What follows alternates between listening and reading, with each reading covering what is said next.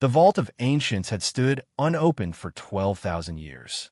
It sat at the heart of the Galactic Archive, a massive structure of unknown alloy that predated every known civilization. Scholars had spent centuries studying its surface, attempting to decode the biometric scanner that guarded its secrets.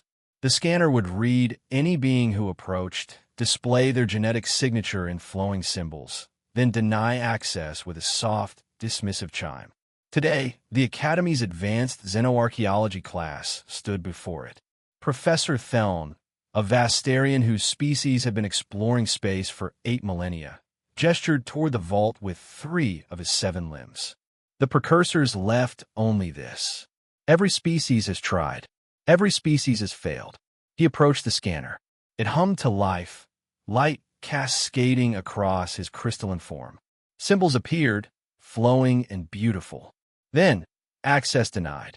The prevailing theory, Theln continued, is that the precursors died out, that no living being carries the correct genetic markers. He gestured to the class. But we try nonetheless. Science demands it. One by one, cadets approached. A Kryn warrior denied. A Stellix explorer denied. A Murden scholar whose species had been starfaring for 6,000 years denied. The pattern held. 23 cadets. 23 denials.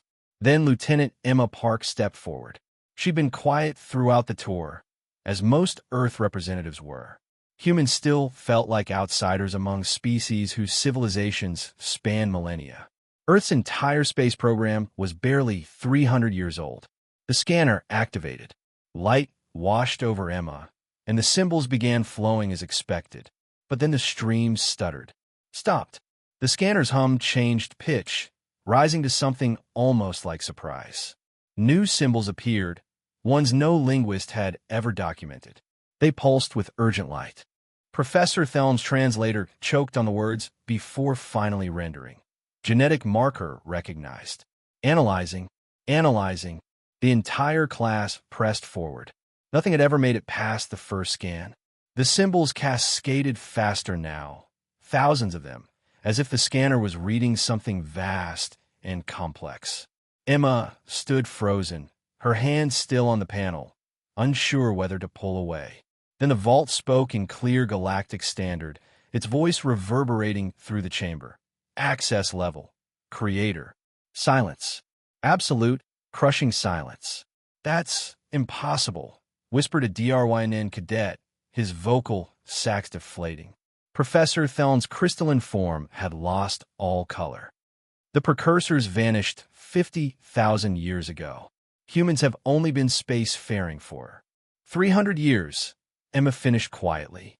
But we've been on Earth for about 300,000. The vault's doors began to open, massive segments sliding apart with the silence of perfect engineering. Light spilled out from within, warm and golden. The precursors, Emma said slowly, pieces falling into place. Everyone assumed they came from out there. She gestured to the stars beyond the archive's dome. What if they never left? What if they just forgot? Thelm's translator struggled with his rapid-fire speech. You're suggesting Earth, a backwater world, was the precursor homeworld? The humans are their descendants. It would explain why Earth's fossil record is so violent, Emma said. Why our evolution shows so many extinction events. Multiple near wipeouts. Like something kept forcing us to start over. She stepped toward the open vault.